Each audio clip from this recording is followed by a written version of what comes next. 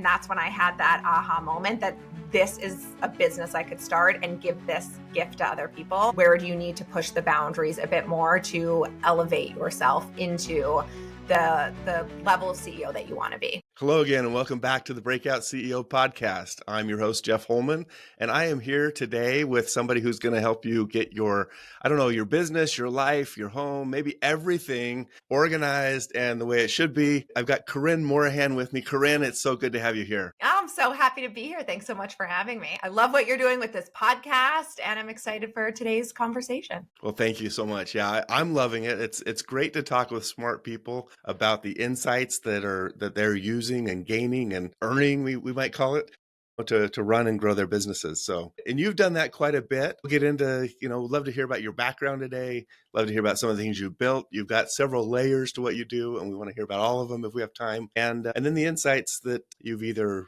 found or, reflected on and implemented, or seen other people in some of your groups implement and see success from that. Before we dive in though, I always like to ask, so I think I read on your bio that you've got, husband, a few kids, and you're running a few businesses. Like, what is it that keeps you motivated day to day? That's a big question. We're starting out easy. Yeah, okay, let's just dive right in. My husband and kids certainly are a huge motivation. And I think where that shows up for me is when I am the best version of myself, when I am lit up and know that I'm making an impact and I get to be firing on all cylinders. I can show up as an amazing partner, as an amazing mom. I have so much more patience. So I really do take my role as a CEO very seriously, not just for my clients and my team, but also for what that allows me to bring into my personal life. Is it part of who you are then? I mean, that's what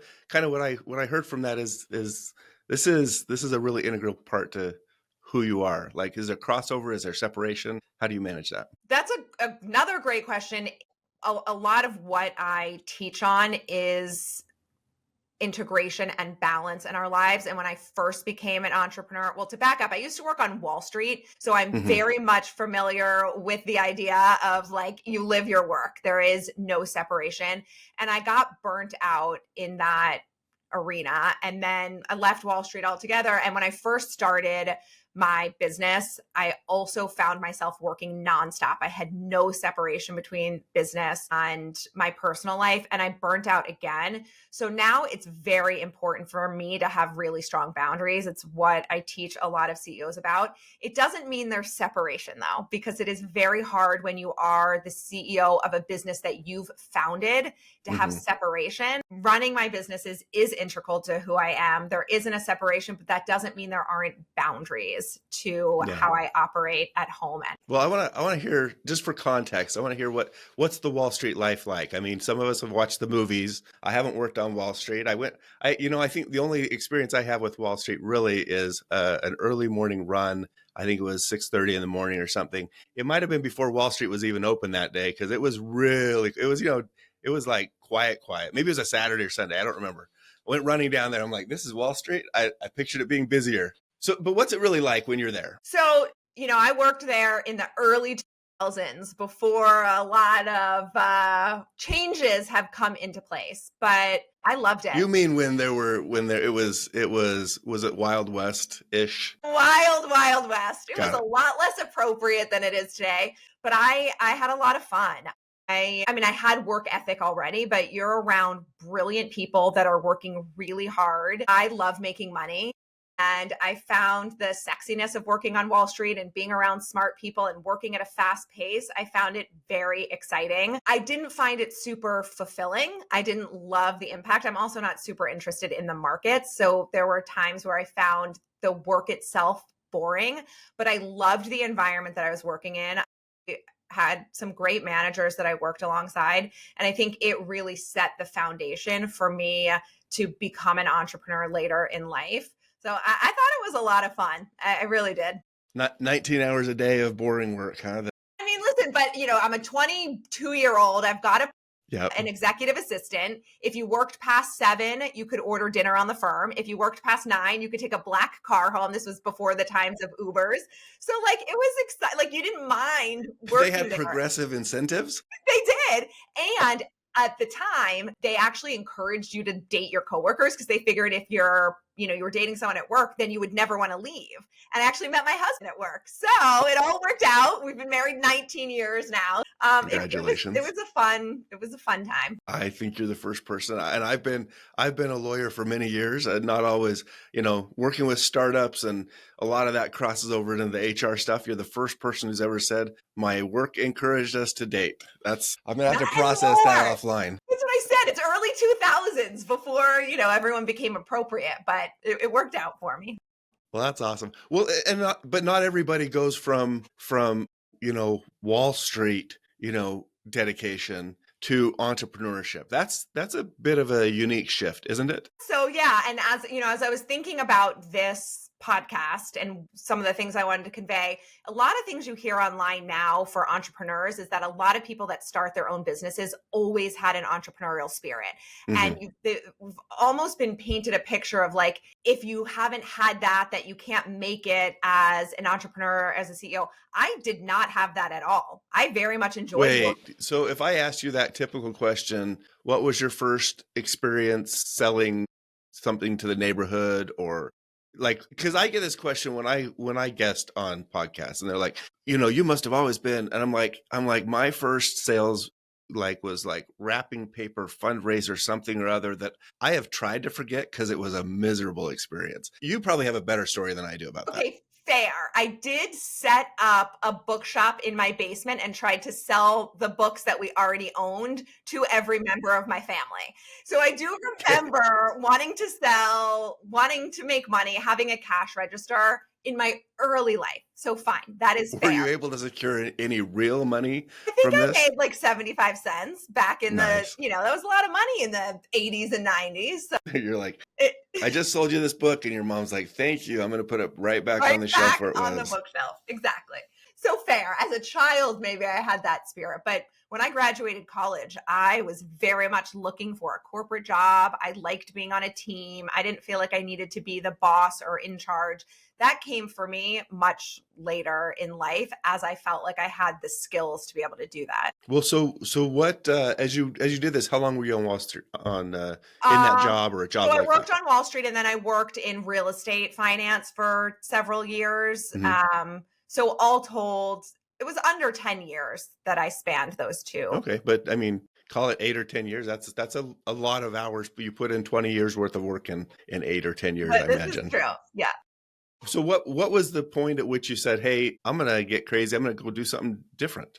I'm going to try a different path. So I actually had switched careers before I started my own business Uh-huh. because I did the whole making money thing and I thought, okay, I like making money, but I'm not satisfied. And then I got a master's in higher education, thinking actually that I'd become a professor. And then I went back to graduate school as an adult. And then I realized how much I did not enjoy being in school as an adult. So I did work in the nonprofit sector for a few years, which was very eye opening. I much prefer private sector to public sector. And so I stayed in that for a few years. And then I actually started a consulting business, which I guess technically would have been my first business, but I didn't really think about it that way. It was just kind of something to do as I left nonprofit after I'd had my son. So what Hmm. really started me on the journey of starting a business was staring my 40th birthday in the eye and like really asking myself what I wanted to do with my life. I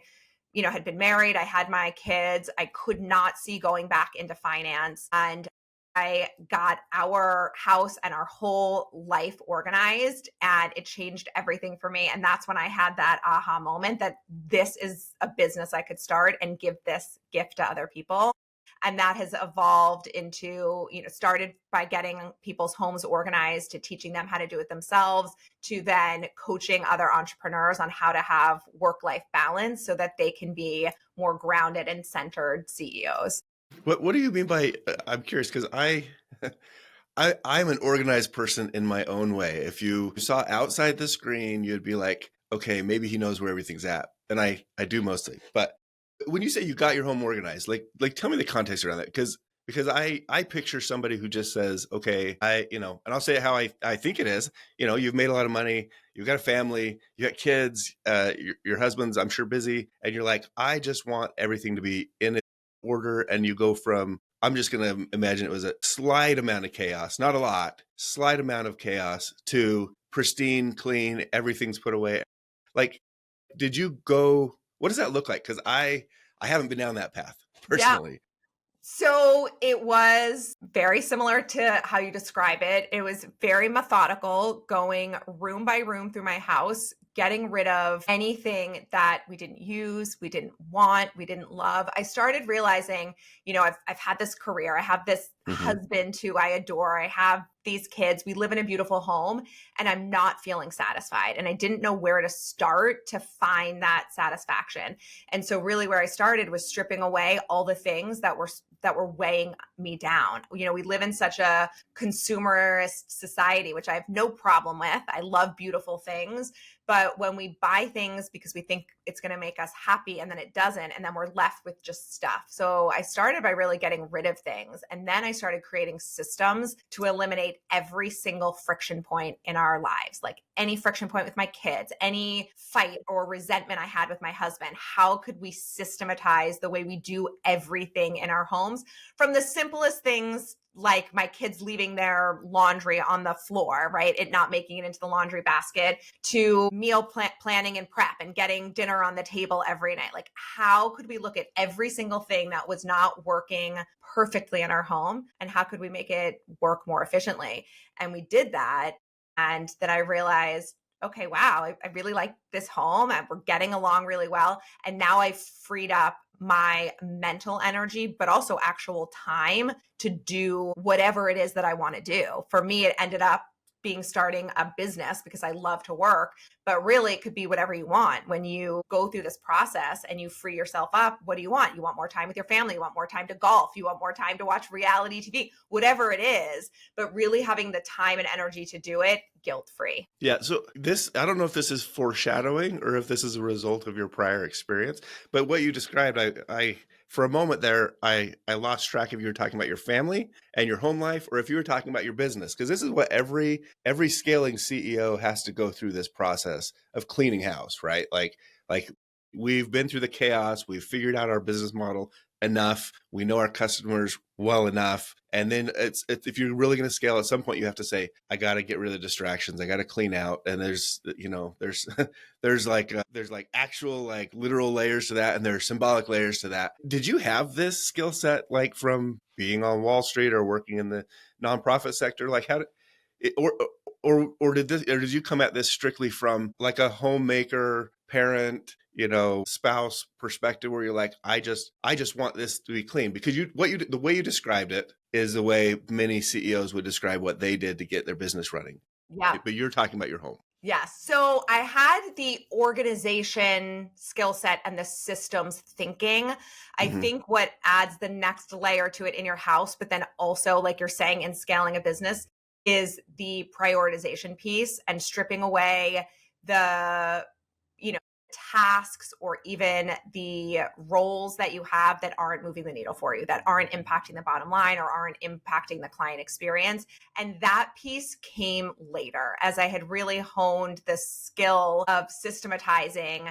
Once you actually have everything in place and you realize, like, you can become so efficient that you can get a million things done with a super lean team, but should you be doing all those things? And I think once I got so systematized with the business and I realized we're doing a lot of things that aren't moving the needle for us revenue wise, or like they're just not moving the business forward, we can keep doing them with low lift, but why are we doing them? That is a skill that I really gained later as I became a more seasoned CEO. Yeah, that makes sense. Well, I want to, like when you did this process, I imagine you had to throw something away. You had to give some things to charity. What were one or two of the things that you saw? For me personally, I think the hardest things were sentimental items that I had gotten from family members because there's guilt attached to it.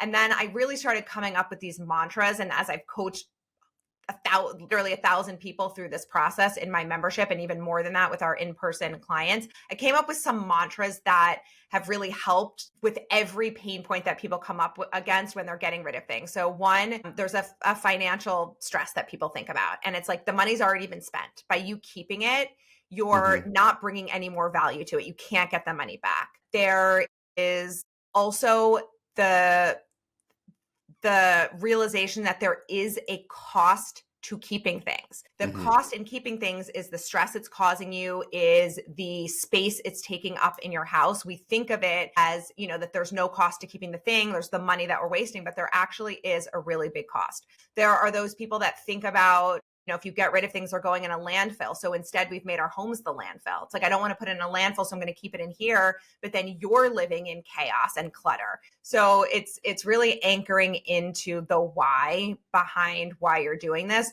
which makes it a lot easier. For some people, it's sentimental items. For other people, it's those things that were expensive or that are harder to replace. So it really can be different for all of us, but just I always go back to the saying, if you do what you've always done, you'll get what you've always gotten. And there is a pain to making change, but that pain is often so worth it in the end. And it's less painful than staying stuck in this reality that you're not satisfied with. Yeah, I love that you're explaining this clearly and simply without using the buzzwords. You just described sunk cost fallacies.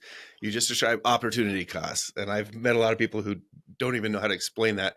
You just explained it. You know what it is. You just were explaining it for an audience that isn't necessarily looking for the buzzwords. They're looking for the meaning, right? So I love that. I also love that you called the we're making our homes the landfill sometimes. Like that that's probably a phrase you use often because it's a pretty striking phrase. So is there something, I want to come back to my question though. What was that one thing where you're like, this thing, like there is a sunk cost or a opportunity cost issue with this, and I have to let it go?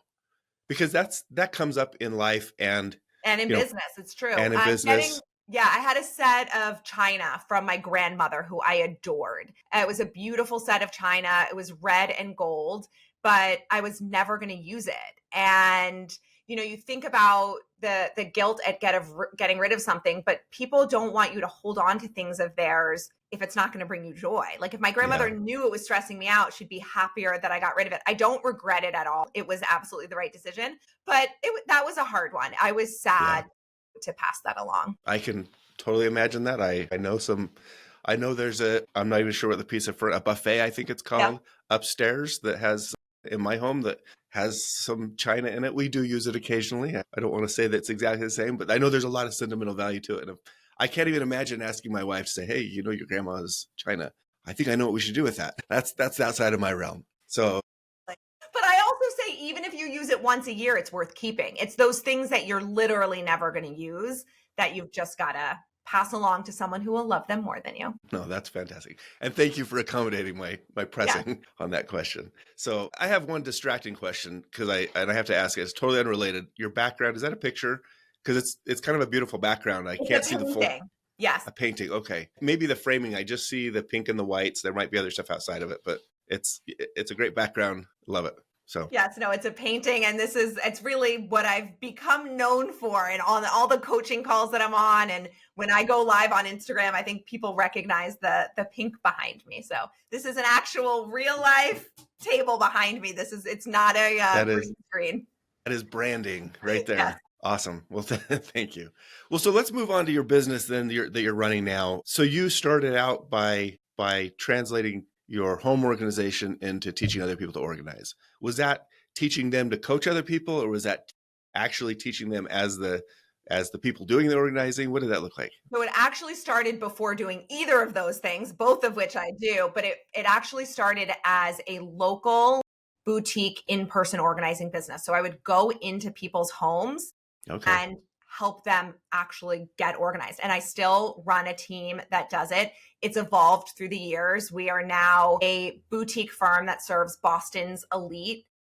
Mm-hmm. And when I say elite, Boston's elite business owners, the professional athletes. We have multiple teams around here. We are the go-to firm to help organize our clients' homes and, as a byproduct, organize their lives. Because when your home is organized, your life is organized, your stress levels come down. So that still is the bread and butter of what we do. And I really revolutionized the industry by offering concierge move services.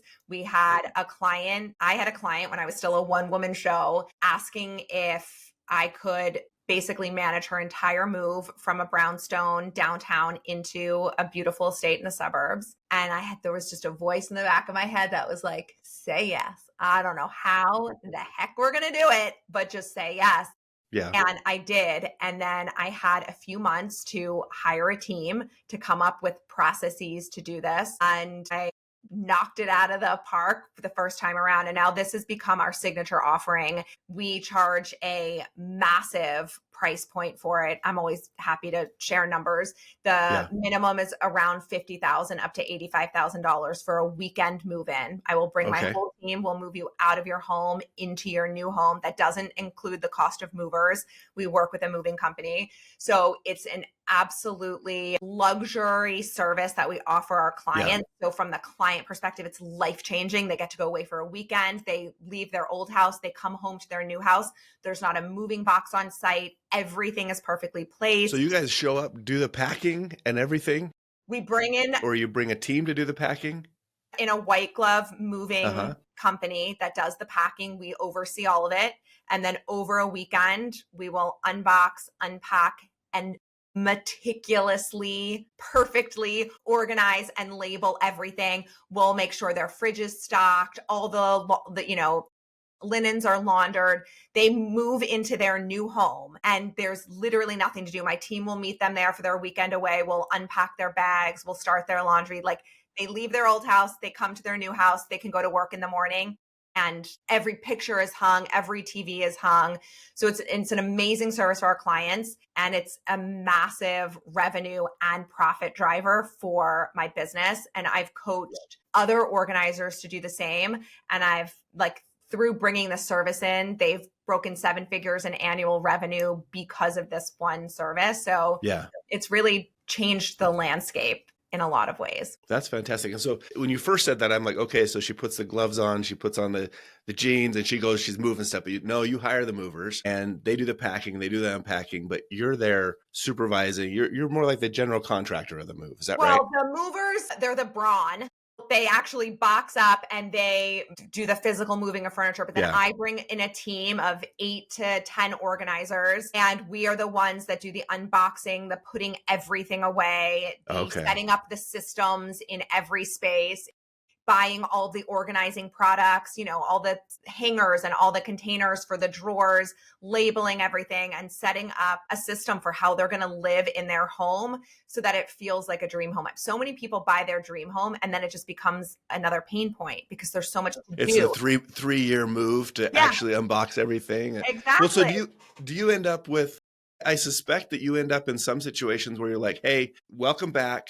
You're the Joanna Gaines or whoever saying, I've got this pristine space for you now. By the way, we've got this one area that we bought a new piece of furniture for you, or you need something here that we recommend. And then you've got another space where you're like, we have 6 boxes left over or 60. And we're just like, hey, you need to get rid of this. None of that. Nothing. It's when I tell you it's perfection, Jeff, there's nothing for them to do. Well, you don't make a recommendation like, hey, we opened this box and we're like, that probably should go. So you're not making that determination during the move. We will work with them prior to the move to help them declutter any of the things we don't think should come into their new home. So we try to do that. You've done that decluttering and that space planning beforehand. I mean, that makes sense. If it's white glove service, it's an expensive service, you're doing it right. So that's all done beforehand. So you don't. And in the moment, if we realize, we were just doing a move-in in a penthouse in Boston last week, we realized one of the kids' bedrooms didn't have enough furniture for all his little tchotchkes, like his trophies and whatnot. So we went out and bought a bookcase right then and there. We don't bother the client with a question like that. They want it done, and we know their aesthetic, and so we go do it and we execute. And so that they don't have to make the decision. They just get to enjoy the decisions that we've made for them. Have you ever, though, ended up throwing something out when the client hadn't already decluttered it? And you're like, hey, I mean, you don't have to name names, but there's got to be something. You're like, open a box and you're like, hey, they're not going to miss that. Just listen, we've made that mistake in the past. We don't do it anymore. I have gotten rid of things that we should not have. So truly, we don't get rid of anything without the client's permission. Okay. I know if you moved my house, it'd be different. I'd have to do a lot of decluttering probably, which would be good for my house and good for my soul, I imagine. Exactly. Well, tell me more about your business then. What does your business look like today? What evolutions have you made? And is there a moment, and maybe your breakout moment was realizing that you can offer this, accepting this opportunity to move somebody. But are there other moments in your business where you really kind of said, "Hey, like I'm going and I'm up against this reality. I'm on this plateau and maybe if we do this or do that, you iterate through things and you kind of achieve a breakthrough." Is there any other moments in the journey of your business that look like that? Yeah, there have been a few. So the concierge move services was a big one. And then so a few years after I started the business, I always knew that I wanted this business to be more global and I wanted to make a bigger impact, but I realized I needed to gain some skill sets and actually become an expert in organizing before I could grow it. Well, In Ja- can I interrupt there? That's a really interesting comment because you're doing a like geographically localized business. It's moving, it's organizing, right? But you had the vision to take it global. That seems like there's maybe a I don't know, like a leap to make there. Was it I what think did that look like? the leap came before I started the business because I had a desire to build a brand more than I had a desire to build a local business. And my Okay. brain immediately went to, you've got to start with the tangible. I can be a visionary for sure, but I always come back to the concrete and the strategy. So I couldn't wrap my head around what does this mean to be a global brand, but I could wrap my head around there's something out there. Let's just start here. Let's build Yeah. this local brand. And then I had the idea at the end of 2019 to build the first of its kind online organizing membership, which would teach people how to essentially DIY what I was doing for my clients. So Okay. I didn't know anything about the digital landscape at the time. I was Yeah. hardly on social media. And I challenged myself with going live on my Facebook page every day for 30 days to start getting a following and to really Yeah. do this marketing blitz. And it just really caught on. And from there, I started doing free online boot camps and then paid online boot camps. And then I had this idea in January of 2020 to launch an online organizing membership. And we opened doors. And within the first 7 days, we had 3 members sign up. And Awesome. I have since had members literally all over the world That's in very cool. every country imaginable. And so that massively grew my brand and the business. And 3 months later, the entire world shut down. And so people needed a place to go and a place to do things.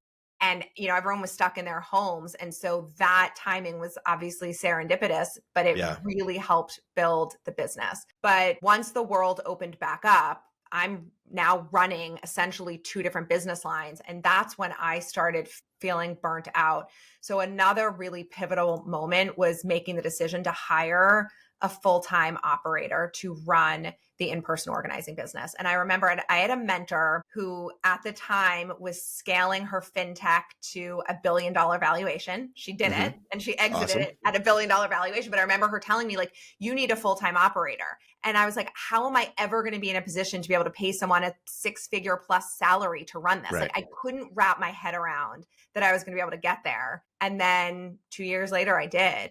And I had made sure that I had enough money in the business put away to be able to pay all of my team for at least a year or two. I don't know if that's more of like not to get stereotypical and gendered, but as a female CEO, super important to me. All the people that work for me are women. I wanted to make sure that I could pay them. Yeah. That was like a big stress point for me. So once I had the money, I hired someone. She left her business to come run my business full time.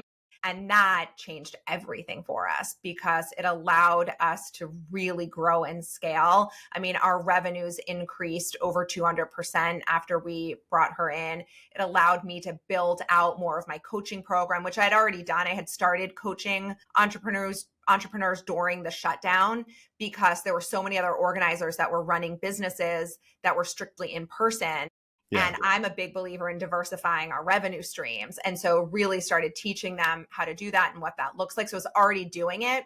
And that's really where my passion lies. So I was able to concentrate more on that while I had this full-time operator growing and running our local business. So that was stressful and it required a huge leap of faith. And I wanted to have this buffer and this cushion. But had I not done that, I know I would have either burnt out to the point of burning down both of my businesses, or I would have just been playing much smaller than I knew that we had the potential for. Yeah. I want to come back to the burnout moment and the hiring the operator in just a moment. But you mentioned early on the launch. I think a lot of people, and this is the origins of scaling. Like, I'm going to launch. I'm going to be online for 30 days, and lo and behold, people showed up. What was the number one thing you did there? If someone is in that same position, I mean, and I'm going to take away one of your options. It might be your go-to. What's the one thing you did? If I just committed and I started, like, you got to get started.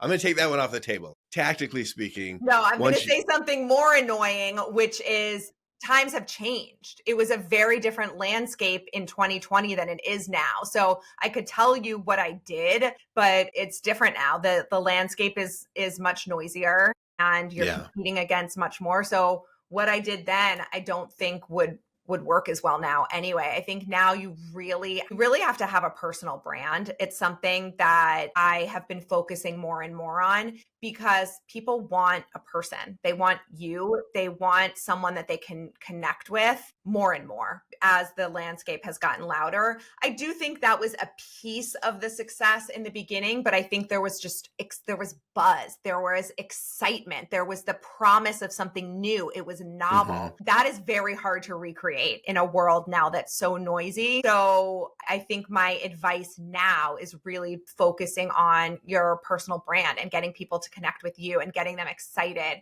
and really understanding that you have a vision for them greater than they have for themselves, and you can help them bring that to life, whether it's working closely one-on-one or it's joining a larger program. But I do think people want that personal connection now in a way that wasn't as important 5 years ago. I think you're absolutely right. And so I'm going to translate this into you got to get your pink painting in front of them. Like, right? Exactly right. You can't, like, a lot of people think about their brand and they're like, these are my core values. And it's like, that's all valuable. That's all good. But a brand is really an outward thing, not an inward thing. And if they don't see your pink painting on the wall, how do they know what your core values are? Right. So being out there. Well said. Yeah. So when you hired this, what was your decision-making process? I mean, was it really just funding when you hired your full-time operator? Like, I just have to save up money, and once I have enough, I'll pull the trigger, or was it a more layered conversation? I think it's always more layered than that because I think the biggest or one of the biggest fears that a lot of CEOs have is this person going to do it as well as me? Are they like, I'm burnt out and so I'm going to drop the ball eventually, but that's different than someone coming in and doing it differently than I am. And are my clients going to be okay if I'm not there? You really build yourself up as being so important to the brand. And then you think, like, are the clients going to be upset if I'm not the one there? And is this person going to be able to deliver the quality that I have in my mind? And you do have to let some of that go and realize that you're bringing someone in who probably has strengths in areas that you don't. And certainly that was the case. The operator that I brought in, first of all, the fact that it's not her business allowed her to hold the stress in a healthier way than I was able to, because she's not internalizing it because it's not her business, right? It doesn't feel like a personal stab in the heart anytime something doesn't go perfectly well. So that was helpful. And there were areas where she was so much stronger than me, and there were areas where she wasn't. And in some of those places, I had to just step back and say, like, okay, you're running this business line now. I'm stepping out, or work collaboratively with her to say, like, okay, how can we make this even better? But I do think that is a really hard piece of bringing in someone to run things, is they're not you. They're not going to do it exactly the way you're going to do it. And you've got to be okay with not micromanaging it. Because if you micromanage it, there's literally no point. Yeah. And every team is a little different, right? Different personalities mesh in different ways, complement in different ways. What was the what was the quality that you were looking for? If there was one driver, is it just organization, business, and you want somebody who's organized? Or was that one factor, that maybe the if factor or whatever, that drove you to hire this person? So I think, we're dealing with people, right? So Hmm. I needed someone that was a good people person, but I also wanted someone who really understood the numbers. And that can sometimes be a hard combination to find. And I found someone who really seemed like a unicorn. Like, she was a good people person. She understood systems thinking and how to, really strong project management. I mean, every project we take on, you have to have really strong project management skills and people skills, and then be able to look at every project and look at the profit margin. And she would do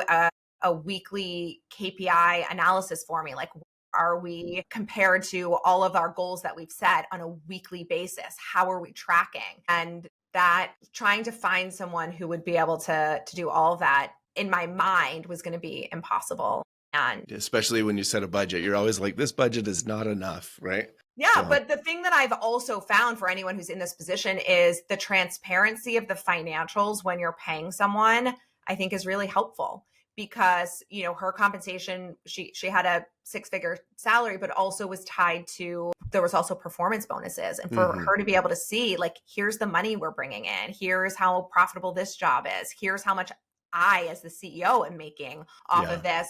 I'm a big believer in that level of transparency. And, I think we can get scared at our numbers. I feel like can be the most Mhm. vulnerable thing of running a business, and having the strength and the Yeah. confidence to have someone look at that and be involved in it is, I think, is really helpful. Yeah. No, I've had some conversations recently where I don't know if I would have said it the same way that you just articulated it, but what you said was great, because I think it highlights that transparency is an aspect of culture in and of itself, right? But transparency, I think, is what allows culture to exist, because without transparency, you're hiding the core of the business, but with transparency, you're exposing it, and it's dangerous, right? It feels scary, but that's how somebody can really buy in. How do you get somebody to buy into something that they can't see the core of, right?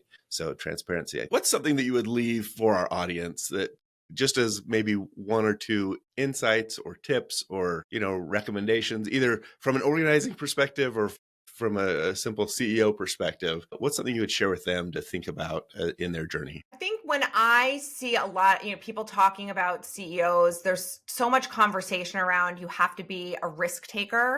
And as someone who considers myself relatively risk averse, you can start questioning if you will be a good entrepreneur and a good CEO if you are a bit risk averse. And I have realized, as I've built my confidence as a CEO, that you have to take calculated risks, but it's okay for them to be calculated. You don't Yeah. have to totally throw caution to the wind. You have to invest in your business. You have to invest in yourself. You have to be willing to make big, bold moves.